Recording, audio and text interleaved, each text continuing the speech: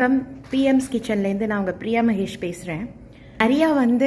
உங்களுக்கு நிறைய ரெசிபிஸ் கொடுத்துருக்குறேன். அதனால் நான் என்ன நினச்சேன், ஷார்ட்ஸ் போட்டுடலாம். டெய்லி என்ன சமைக்கிறோமோ அந்த முக்கியமான ஒரு டிஷ்ஷோட செய்முறைகள், அதாவது இன்க்ரீடியன்ட்ஸ் அண்ட் ப்ராசஸ் ஆஃப் மேக்கிங்கை டிஸ்கிரிப்ஷன் பாக்ஸில் லிங்காக தரேன்.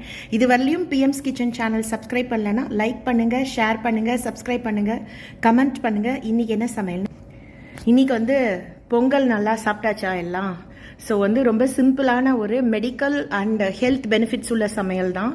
சுட சுட சாதம், அப்புறமா ஸ்பினாச் போட்டு பொரிச்ச குழம்பு. இது அவரைக்காய், ஸ்பினாச், புடலங்காய், பீர்க்கங்காய், அதுக்கப்புறம் எல்லாமே ஒரே பொரிச்ச குழம்பு தான். கீரை எதுவாக இருந்தாலும் இந்த முறையில் தான் பண்ணணும். பொரிச்ச குழம்புனா இது எப்படின்னா, ஸ்பினாச்சை நல்லா நறுக்கி பொடி பொடியாக கொஞ்சோண்டு ஒரு தக்காளி போட்டு உப்பு பெருங்காயம் போட்டிருங்க, மஞ்சப்பொடி போடவானா. அதுக்கப்புறம் ஒரு ஸ்பூன் அரிசி மாவு, தேங்காய், அப்புறம் ஒரு 2 ஸ்பூன் மிளகு, 1 ஸ்பூன் ஜீரகத்தை அரைச்சி இதில் போட்டு நல்லா கடைஞ்சிட்டு, அப்புறம் தேங்காய் எண்ணெயில் பெருங்காயம், கடுகு, உளுத்தம்பருப்பு தாளிச்சு கொட்டினீங்கன்னா பொரிச்ச குழம்பு ரெடி. இது பிசைஞ்சு சாப்பிட்றது மெயின் டிஷ் இது.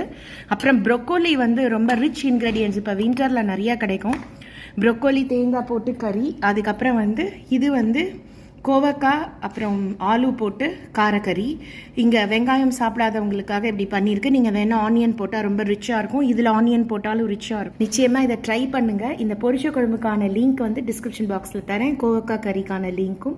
இனிமேல் ஆல்மோஸ்ட் டெய்லி ஒரு வீடியோ நான் ஷார்ட்ஸாவோ வீடியோவாவோ போடுறேன். சேனல் சப்ஸ்கிரைப் பண்ணுங்கள் ப்ளீஸ்.